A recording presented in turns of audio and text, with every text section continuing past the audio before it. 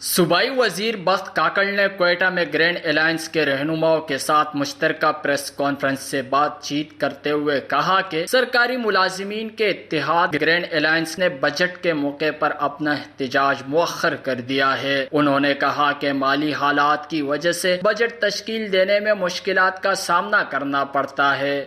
بلوچستان کا ہمیشہ جب بھی بجٹ بنتا ہے اس کو بنانے میں یقیناً مشکلات ہوتی ہے۔ اس میں دو سیریس ایشو ہے، ایک یہ ہے کہ ہمارا جو نان ڈیولپمنٹ بجٹ ہے وہ 600 بلین سے زیادہ ہے، اور ہمارا جو اوور آل سائز ہوتا ہے وہ اس سال اباؤٹ 1 ٹریلین ہوگا، یعنی آپ کا 2/3 بجٹ جو ہے وہ نان ڈیولپمنٹ سیلریز کی مد میں، باقی گرانٹس اور ان کی مد میں چلا جاتا ہے۔ ڈیولپمنٹ کے لیے آپ کے پاس ایک چھوٹا سا کشن جو 300 ارب روپے کا وہ ہمیشہ رہتا ہے۔ انہوں نے بتایا کہ ملازمین مہنگائی کی شرح میں اضافے کی مناسبت سے تنخواہوں میں اضافہ کرنے کا مطالبہ کر رہے ہیں۔ مزید کہا کہ گزشتہ روز سے ملازمین کے ساتھ مذاکرات جاری ہے اور یقین دلایا کہ ملازمین کے تمام مسائل حل کیے جائیں گے۔ گرینڈ الائنس کے رہنما قدوس کاکڑ نے بتایا کہ ان کی کمیٹی نوٹیفیکیشن کے معاملات کا جائزہ لے گی۔ گرینڈ الائنس میں 40 سے زائد تنظیمیں شامل ہیں۔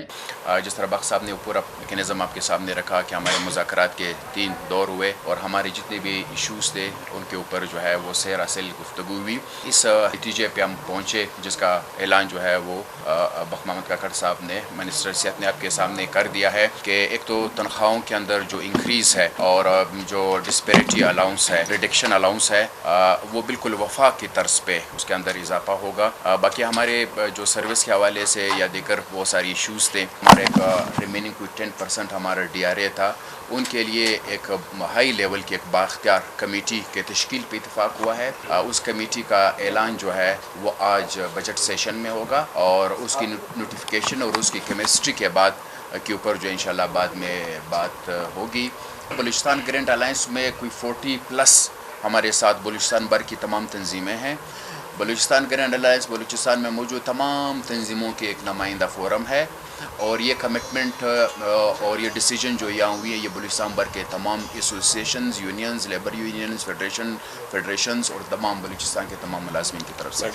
مشترکہ پریس کانفرنس سے ظاہر ہوتا ہے کہ حکومت اور ملازمین کے درمیان بات چیت کا عمل جاری ہے، جس کے ذریعے ملازمین کے مسائل کو حل کرنے کے لیے کوششیں کی جا رہی ہے۔ ویش نیوز، کوئٹہ، بلوچستان۔